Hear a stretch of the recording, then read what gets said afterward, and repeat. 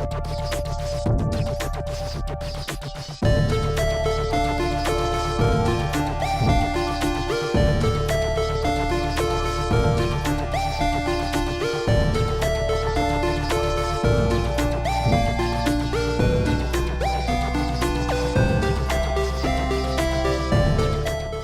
to episode 2 of In Your Element, a gaming podcast. I'm joined today by my guest, Eric Manning. Eric is a gaming enthusiast who has recently been playing Octopath Traveler with me and is going to share his thoughts on the game later in the episode. Eric, how are you doing today? Doing very well, thank you. Awesome. Thanks for coming on the show. I appreciate it. Of course, I'm very, very excited. Cool, man. Well, tell us a little bit about the type of games you're into, just to give the listeners a background. Definitely. So, some of my favorite games, any games I can play with friends. I'm in a time in my life right now where playing with people makes it a little bit more enjoyable. So RPGs, Definitely. Action, adventure, just those are the things that really get me excited. Cool. Things that I could play with friends. Nice. That's the most exciting thing for me because I have something to share with people. Yeah. So Octopath has been huge. Playing with you and playing with some other friends. Amazing game. Awesome. But yeah. Cool, man. Well, I'm excited to hear your thoughts about it in a little bit. Before we get started, I just want to let everybody know where you can find me on social media. Instagram is at In Your Element Podcast. Twitter is at IYE Podcast. Facebook page is at In Your Element Podcast. And then we've got a Patreon page set up at patreon.com/InYourElement. Feel free to join. Feel free to share a few bucks. And we'll have a Discord set up as well for that, for Patreon subscribers. If you have any questions or comments, email me at inyourelementpodcast@gmail.com. I want to kick it off with some news for the day. Some exciting news broke yesterday. There was a leak a couple days ago, but yesterday Blizzard made it official. Diablo III Eternal Collection is coming to Nintendo Switch. It contains all of the content, including the Reaper of Souls and Rise of the Necromancer DLC. So it's the complete edition. It's the first edition that has all of that stuff in there. And there's a statement that was on Eurogamer.net that says, like the other console versions, the game will support up to 4 players locally on a single console, as well as online play. And it will also allow up to 4 Switches to be linked wirelessly. It can be played on a single Joy-Con, as well as dual Joy-Cons and the Pro Controller. And it sounds like it's going to be running at 60 frames per second in both docked and portable mode. According to Blizzard senior producer Pete Stillwell, besides the resolution, you shouldn't notice anything different when switching between docked and handheld mode. It's going to launch later this year for $59.99.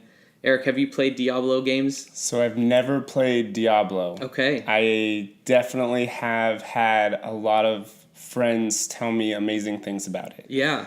I want this game. Yeah. I absolutely want this game. It looks very good. I mean, like I told you, I like playing games with friends. Right. RPG. I mean, I'm all around style, really, when it comes down to it. But this being a game that I get to play with my friends, the Switch being that perfect console where you can literally take it around with you and link up really wherever you are. Right. This definitely seems like a game I'm interested in. Definitely. I think it'll be right up your alley for sure. This game is perfect for playing co-op. I've played through a bit of it on PC with a buddy and didn't finish the game, but enjoyed what I did play of it. It's an action-style RPG, so you're basically going through different dungeons, fighting waves of enemies. You get loot, and you upgrade your character, and there's this cycle of fighting to get new loot, to upgrade the character further. So it seems exciting. Yeah, it's this endless chase of like getting better stuff to fight more things, to get better stuff to fight more things. Yes. But it's very fun, very good, and I'm excited that it has all of the DLC in there because the version that I have on my computer is just the base game, so I haven't played any of the Reaper of Souls or Rise of the Necromancer expansions that added a couple new characters. That's pretty exciting. New play styles and stuff. So yeah. It looks great. It's incredible that Blizzard was able to take such a big game on PC and bring it over. I know it's not anything new in terms of content. It's been out on PC for a long time now, but still the fact that you mentioned being able to play it on the go, playing with friends, I think this is going to be a big game this fall. Yeah, think about they're bringing the power of a PC to a handheld game. Right. And it just blows my mind when I hear that. Yeah. This is a all-around PC style game. Right. essentially, right? That they're bringing to us. Sure. It's just exciting. It is. And I know that in the past there was a lot of speculation that Blizzard would bring Overwatch to the Nintendo Switch. And there was a statement that was put out alongside the announcement of Diablo 3, where they basically said that it's not out of the realm of possibility. They said they're not actively working on it, but they did say that it's not outside the realm of possibility, which is exciting. Absolutely. Because if we could get other Blizzard games on handheld, that would be really fun. Yeah. I know. Blizzard makes some amazing games. Oh, so just for sure. being able to get that introduced is exciting. Yeah, there's a new audience of people that are going to be playing Diablo for the first time. You know, bring some of those other big franchises over to the Switch and let people try it. I think that'd be really cool. Oh, yeah. Great. Well, the other big piece of news is that Gamescom begins next week on August 21st to the 23rd in Cologne, Germany. Microsoft has been teasing some new Xbox hardware bundles as well as some additional surprises. And I know I'm excited. Nintendo said that they're going to be showing off Super Mario Party and that it's going to be playable on the games floor. Yes. Very excited for that. I know we got the trailer during E3 that kind of caught everybody off guard. But this game looks like it's going to be really, really fun, and I can't wait to see more about it. The other thing they're going to show off there, of course, is Super Smash Bros. Ultimate. That's still going to be playable. I know they've been bringing that to different trade shows this year. I'm hoping to see some of the new characters that they revealed during the Direct. Well, you know my excitement around Super Smash Brothers. Oh, yeah. This is something that I just cannot wait for. I am super stoked. I hope we see some new characters. We've seen so many so far. Right. I can't wait to see what's to come. Do you think that they could give us a new character so close to these last reveals? I mean, it wouldn't surprise me. From everything they've given us so far. Yeah. Oh my gosh. If they didn't, I think that would surprise me more than if they did. Right. They've had a good cadence of showing characters pretty frequently. Right. And it's just exciting. Yeah. We had our conversation before Super Smash was even announced. Right. And I told you they're holding off because they want to showcase all these like other characters and all these games to come out first. Right. I don't even know at this point. I don't. They just keep surprising us. They just keep surprising us. Good old Nintendo. Awesome. Well, that's the news that we've got for the week. Just a couple small things that I wanted to bring to light. But let's get into the meat of it. I wanted to talk to you about Octopath Traveler. I know that you've been playing it for some time. I've been playing it for some time, and we've been sharing our thoughts as we go along. And it really is a game that everybody experiences a little bit differently. The characters that you gravitate towards, the different story elements, different things that you pick up on. How has your experience been so far with Octopath? It's been amazing. So I wanted to make sure I checked before we started up. I'm at 42 hours officially. Okay. Super exciting. Great. Starting off, obviously that was the hardest part for me. I had a few characters that I wanted to choose from. I ended up choosing the Thief, which Therion, which was really exciting. I almost went for the Scholar, which is Cyrus. Super excited for my choice, but just the whole gameplay, the whole aspect of it, everything has just been incredible. Yeah. Gameplay, the artwork, I think is a little misunderstood, but if you can appreciate that style of artwork that they're bringing, it's such a beautiful game. It really is. Such a beautiful everything game. About it is just so polished. So for those of you who don't know what Octopath Traveler is, it's an RPG, old school style RPG from Square Enix. So think back old school Final Fantasy games on Super Nintendo, games in that light, Chrono Trigger, Secret of Mana, those type of games. This is a very traditional JRPG with turn-based combat. The thing that makes Octopath Traveler unique, though, is that it's 8 individual stories that are basically lumped into one giant game. The criticism that the game's gotten is that the stories are not as intertwined as people really would like. It feels to me like it's 8 tiny little JRPGs put into one game that you're playing, and you get the option to go through each of these stories, or you can just pick the ones that you want and skip the others. So you get the flexibility of playing this game however you'd like to. I know for me and yourself, we want to experience all of the stories. Absolutely. Yeah. Why not, right? Yeah. It's very compelling, and at first for me, a lot of the characters, there's some interesting characters, and then there's some characters that seem like they are not as interesting at first. Yeah. And I found as I've played through the game myself, I'm coming up on 60 hours now in the game, and I find that every character now is as compelling as the others. Absolutely. Which has surprised me, to be honest with you. So there's definitely, like you're saying, characters that I was excited for. So for me, like choosing that first character. So you choose, I should say for the listeners, you do choose at the beginning of a game a character that you're stuck with. I shouldn't say stuck with, but you get throughout your entire journey throughout the game, and you can't switch this character out. Right. Which is interesting, and it funds, is. but it brings this character to the game that you wouldn't necessarily get otherwise. Right. So for me, it being Therion, who's the thief, I've literally tried to have to cultivate my entire group of 4 that you get the whole time. Right. And so I thought it was about choosing the characters you like most at the beginning of the game. Knowing that I had to go through everybody's, or wanted to go through everyone's chapters, I was still choosing those characters I liked most, and was like, okay, how am I going to filter these out? How am I going to keep it? Because I don't want Tressa on my team. Like, I don't really like her. Yeah. How can I just filter her in and out of my group? Right. But then I went through Tressa's second chapter this morning, and what? Like, I'm like, oh my gosh, she's amazing. Like, I want her in my group now. Yeah. How do I filter her in? Yeah. And as you go throughout the game, I feel like that's what every character is bringing to you. Exactly. Is you want them in your group, and then something happens and you're like, oh man, now I want this person in my group. Yeah. It almost makes you feel like you want all 8 at once. Yeah. I mean, really. Yeah. They're all so unique when it comes down to it. Yeah. At first, I as you were saying, there were some characters that I really gravitated towards as well. I started with Honnet, who's the hunter, the beast hunter, and she has a really unique ability where she can capture beasts that you fight in the wild and basically summon them in battle. So it has almost that Pokemon aspect where you're catching these different monsters. Yeah. So I did not know that going in. I just thought her character design looked cool. And I knew that you were picking the thief, so I didn't want to take that same story.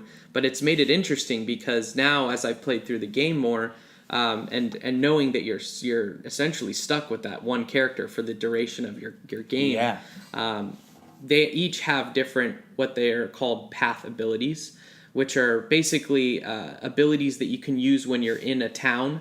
For instance, Therion, your character, the thief, can go around and steal different items from people. Right. Which is, I don't know what I would do without that. Honestly, I think that's really such I don't. Good, it's a very good ability. Basically, there's a percentage that you have of being able to steal certain items, and some of them are just small things like healing items for battle. Or different weapons, but some of them are extremely powerful gear that you can get for your characters that I haven't seen anywhere else. Absolutely, and that's been my experience with it, to be honest with you. So you and I were chatting, and I'm kind of a little bit more of the, I'm going to go out there and see what I can get out of this. Right. Going into high-level areas when I shouldn't be, or maybe stealing things that have the very low percentage rate. Yeah. And that's what it kind of brings a different character to it. Yes. So we haven't really talked about this part yet, but if you have these, or if you're utilizing these pathways, it could also be harmful in a sense. Right. If you basically, if you fail, let's say you're trying to steal something from somebody and it says 40% chance of getting this item and you miss it, then you basically get a slap on the wrist from the game, and it says, hey, you've got 3 or 4 more times that you can fail in this town before your reputation is harmed. And I think we've both pushed the boundaries on that to see what happens if you do have a harmful reputation. Yes. And as it turns out, you have to go to the local barkeep and pay your way back. So he basically cleans your reputation up for the town, but at a pretty penny. Which, if you have Tressa on your team, go for it. Yeah. You know you're going to be getting your fair share of loot with her around. Right. She's the merchant of the group. So her ability, she basically finds money as you go through different areas. Just randomly, she'll find money. Right. And she can also purchase items from people in the town. So Therion has the ability to steal these items. Yep. And Tressa's got the ability to purchase the items if you are more of a good-hearted person. Yes. And you pay a little bit extra. But well, what's funny is I usually have a higher risk rate with her around. So if I find someone, I could steal it off of them and I have an 8% chance of going for it. Well, you better believe with Tressa in my group, I'm going to go for it. Nice. So she could just pay my reputation back and I can just go back and just keep going. That's awesome. So one thing that I wanted to bring up about this game is the battle system. So traditionally in RPG games, JRPG style games, they're turn-based battles. Yeah. There's random encounters. It's very, very much like what we grew up on. Pokemon, Final Fantasy, those types of games. This game's no different. It is a turn-based RPG. So I know that's a turn-off for a lot of people because RPGs these days have moving away from that. They've gone to more of like a real-time action style. Take like Final Fantasy 15, for instance. That's a live system where you can see the monsters and fight them right there. Which traditionally, I enjoy those games more. Yeah. So to speak about this being a game that I'm truly enjoying, turn-based styles, I grew up on them. Playing Pokemon was so huge for me growing up. Right. I've kind of grown out of that as well as I've gotten older and these new styles have come out. Right. I have turned away from this. So me loving the battle system in this game really, really surprised me. Yeah. Really surprised me. So what makes this battle system unique is they have a break system. And I really do appreciate that they've kept the battle system relatively simple. It has basically every enemy has a shield that shows up on the screen with a number on it, and they have different weaknesses that are not exposed at first. So you enter a battle, and a character might have 3 different question marks underneath them, so you know that they have 3 potential weaknesses. And your goal during the battle is obviously to eliminate the enemy, but you want to find out what their weaknesses are and take the shield down. Once you break them, which is when you get the shield to 0, then they're vulnerable, they're stunned for a turn, so they can't attack you. They also take a lot of extra damage during that time. So that's when you can really pile it on. The other part of the battle system that's really unique is that they have battle points, which are basically every turn your characters get 1 more battle point. It's a meter of 1 to 5. And you can basically choose to power up these attacks, your regular attacks or special attacks with these battle points. And when you use the battle points for that turn, you are no longer going to gain 1 for the following turn. So there's a risk-reward factor that you have to take into account. But when used properly, if the enemy's broken, you can really lay in some good damage. Yeah, I actually find myself kind of changing the way I use those battle points in each interaction. Mm-hmm. It's challenging because sometimes their shield levels are at 7, 10. You're fighting a boss and those shield levels are pretty high, but then you might find some that are like 1s, 2s mm-hmm. when you're just out in the wild. But every battle that I'm in, it's different. Mm-hmm. And I think that's what's keeping me coming back to this game. Yeah. My strategy changes every time I'm in there. Right, which I think is what keeps the battle system fresh. So typically with these types of games, we fight a battle. You do this so much that you kind of get over it, right? After a period of time. I think especially yourself, over 40 hours in this game, me almost at 60 hours in this game. By this point in a regular RPG, I'm running from these battles every single time. Every time. I mean, let's go back to Pokemon for a moment. Oh, yeah. This is such a widely known game. I think that this would be a good one to kind of relate it to. there's only so many times you're going to fight a Pokemon in the wild Right. with Pikachu in your party. Right. You're just going to be like, okay, he's high enough. I'm going to move on. Exactly. I'm just going to run and pick my battles, basically. Exactly. But what I really like about this system is that it almost feels like a small puzzle each time you encounter an enemy. You know, I have to find out what their weaknesses are. Yeah. I have to break them. And then, you know, the weaknesses that you expose carry over to another battle. So if you do run into that same enemy again, you can see the weaknesses that you have exposed, which is pretty cool. Yes. One other interesting tidbit is the character Cyrus, the scholar. Yes, I think we've both grown very fond of. So great to have in your party. He's incredible to have in battle. One of his skills is he reveals one of the enemy's weaknesses every time you start a battle. So you get basically a freebie on every enemy when you have Cyrus in your party, which is extremely helpful, especially when you get into those boss fights where you know that each turn really matters and you can't really waste a turn throwing different spells at the enemy or hitting them with different weapons just in hope that you're going to find that weakness. So one of my favorite things, if I can say about him, is so I use this a lot in boss battles. And I wait until I get his shield down, so a little battling tip here. I hate wasting a battle turn. Like, the chance to wound a character for me is like the part I'm there for. Right.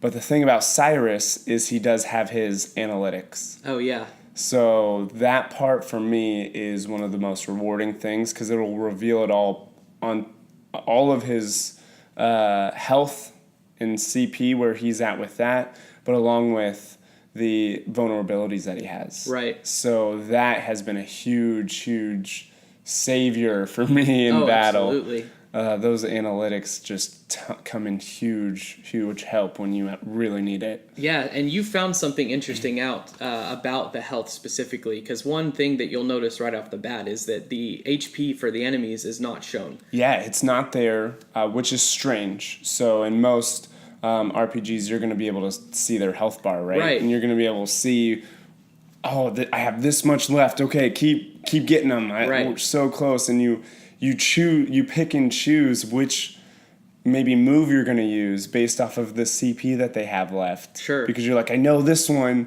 is going to hit this much. Right. If I do it, I can take them out. Right. That was a struggle for me starting off. So yes, it was nice to find out when I was playing this game, how can I see their CP without actually seeing their it? HP? Sorry, yeah, I keep saying CP. Why do I do that? I just want to make sure. No, thank you. We're talking about the same thing. Yeah, we're talking about the same. So HP. Yeah. So I was able to find out the HP without having to actually utilize the analytics, which was nice. Right. So the way to kind of go about doing that, which I'll share, is whenever you choose your move, your battling skill that you're going to hit for damage onto the boss, let's say, it'll show their name down at the bottom left of their health. Right. I mean, sorry, not their health. Bottom left of their weaknesses. Yeah. White means they've got a lot of health left. Right. Most of their health left. Right. And as you start battling this character, that white then changes to yellow, which means you've weakened them, then changes to red, which means you're pretty close to ending the battle. Yeah. Which was pretty cool. I know you and I had a conversation about this. I was all, Matt, oh my gosh, have you seen this? Yeah. You're all, what are you talking about? Yeah. No. I had no idea. Hadn't paid that close of attention to it. I've been like really trying to pick out these little things and little details in the game. Right. And it's sad because I find these little details and pass up all these other ones. Sure. Like changing my party. Yeah. I just found out today that you can change the order of your party, which doesn't seem to have like a foreseeable benefit, but I missed that you can do that, so you can put your people in the row you want. Yeah. Yet I was able to catch this HP thing. So yeah, it's funny, but it's super helpful when you're in battle. Keep an eye out when you're selecting a attack. Down at the bottom left of their weaknesses, it does show their name, which will indicate the range of what their HP is. Yeah.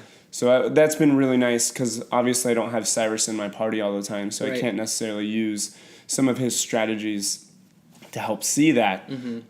But that's been helpful. Absolutely, and thank you for sharing that, because it's been a huge help for me too in my battles without having Cyrus in the party to check their HP. So I think as I've kept note of that, I think that the name stays white when they're above 50%. I think when they fall below 50% HP, I think is when it turns yellow, and I want to say 25% about is when it turns red. So I don't know definitively if that's the range, but that seems to be where it's at. So when I'm fighting a boss and they're at yellow, I kind of have an idea that we're about halfway done with that fight. I feel like I've kind of noticed the same thing. Again, not 100% here if that's accurate. Right. But I would say that, yes, I would say I've seen just about the same.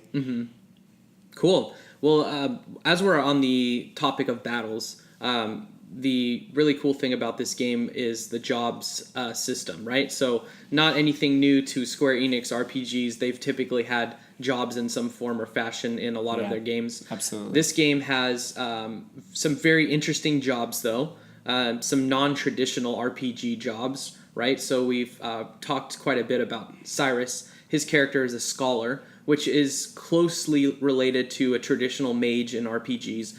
But I typically pick those characters in RPGs, and I was looking through the characters. Yeah. And I said, where's the mage at? Isn't there something or like a wizard or something that can cast spells? That's who I was looking for. Same. And I didn't realize that Cyrus, the scholar, was that character. Had I known that, I may have picked him in the beginning. Same here. Which would have been a big help with all these battles. I would have absolutely probably picked him at the beginning. Yeah. I know you were debating between the two of them already. Just naturally, you thought his story sounded cool.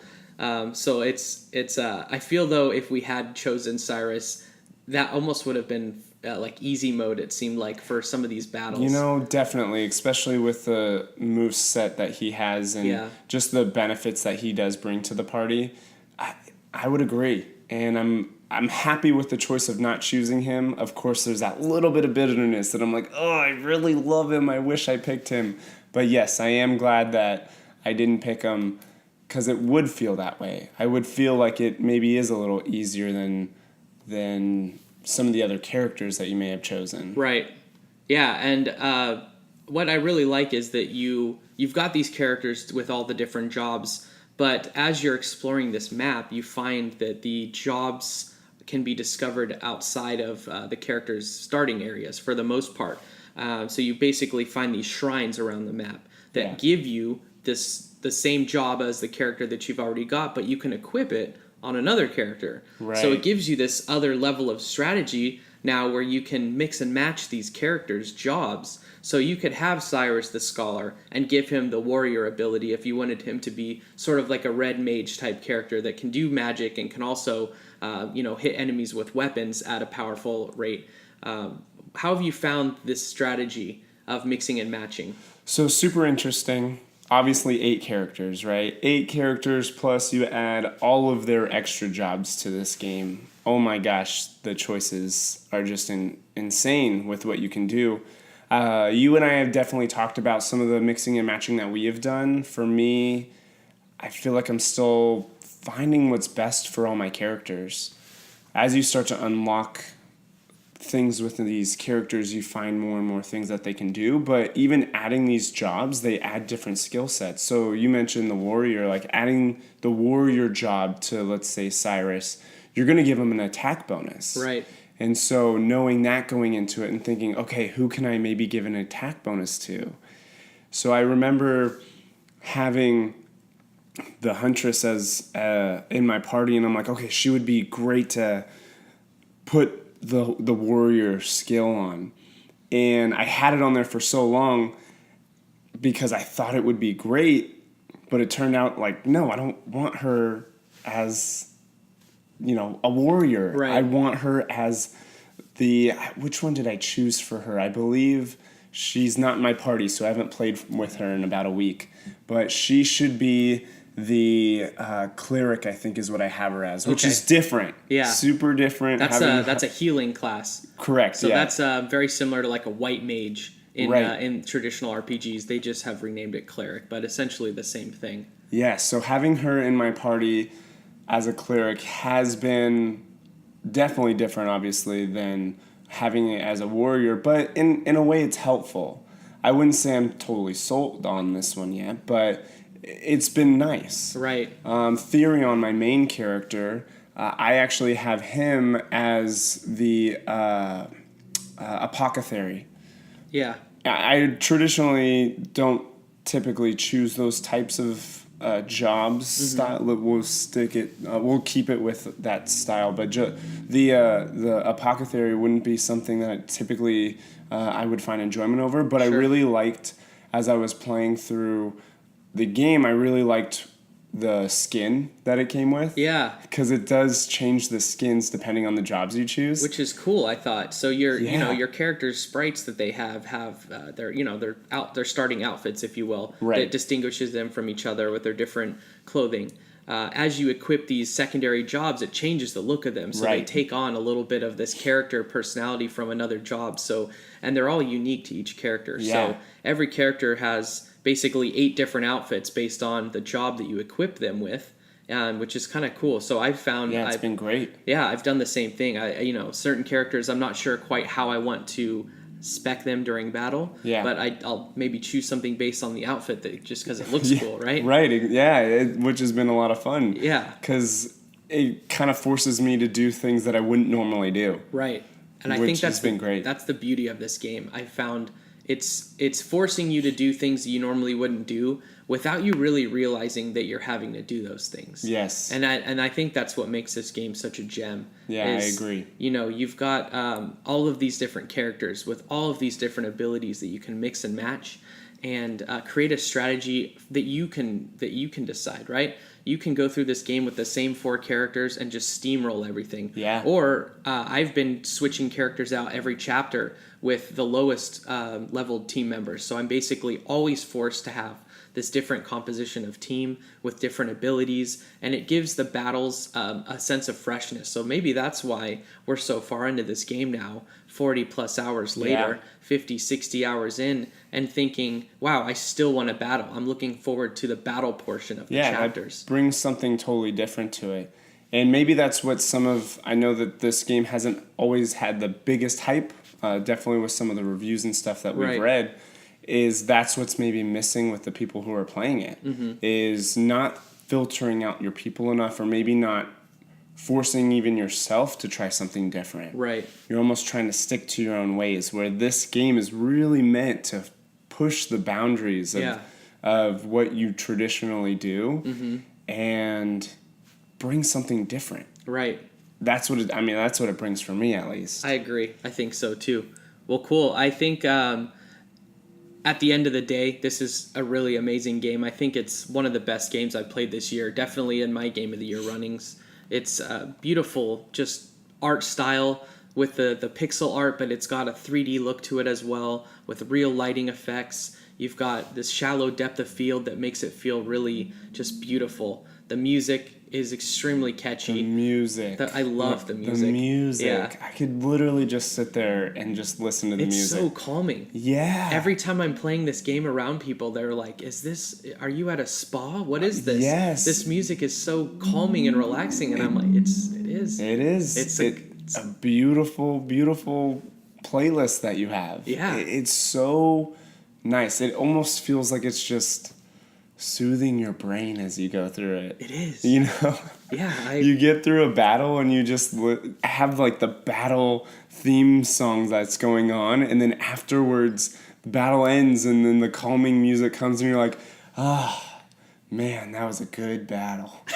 Just so refreshing. Yeah. And it's so calming and it just gets you through it. I don't fast travel anywhere really, because I love playing through and listening. Each different area has its own different playlist essentially, right. And it sounds so great. Yeah, it's an incredible game. I really think that if you haven't checked it out, there's a demo that you can play on the eShop.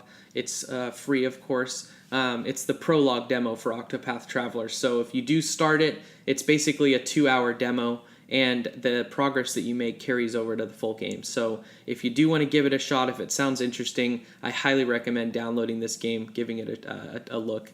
Eric, do you have any last thoughts for the listeners around Octopath Traveler? I would definitely say if this is a game that you're curious about, start off with the free trial that they offer for you. Yeah. I know I started off that way, and it was dangerous, of course, because I ended up buying the game. So just be ready for that when you play this game, but don't be afraid to go out of your comfort zone with this game, because that's what's going to make you keep coming back to it. I agree. It's such a great game, and the art style, man, I can't get past the art style and just the work that went into this. Yeah. Again, if you appreciate this art style, and that's really what it comes down to, because not everybody is to those styles. Sure. But it is such a great game. Have fun with it. Get out of your comfort zone with this game and really try something different. Yeah, cool. Well, if you guys are playing Octopath Traveler and you want to share your moments, feel free to tweet at me at IYE Podcast and share some of those moments that you've been encountering in your journey through Octopath Traveler. Well, Eric, thank you so much. I'm very happy that you came on the show today to chat. Thanks for letting me be here. Absolutely. This has been great. Cool. All right, guys. Thank you, and I'll see you next week. Bye.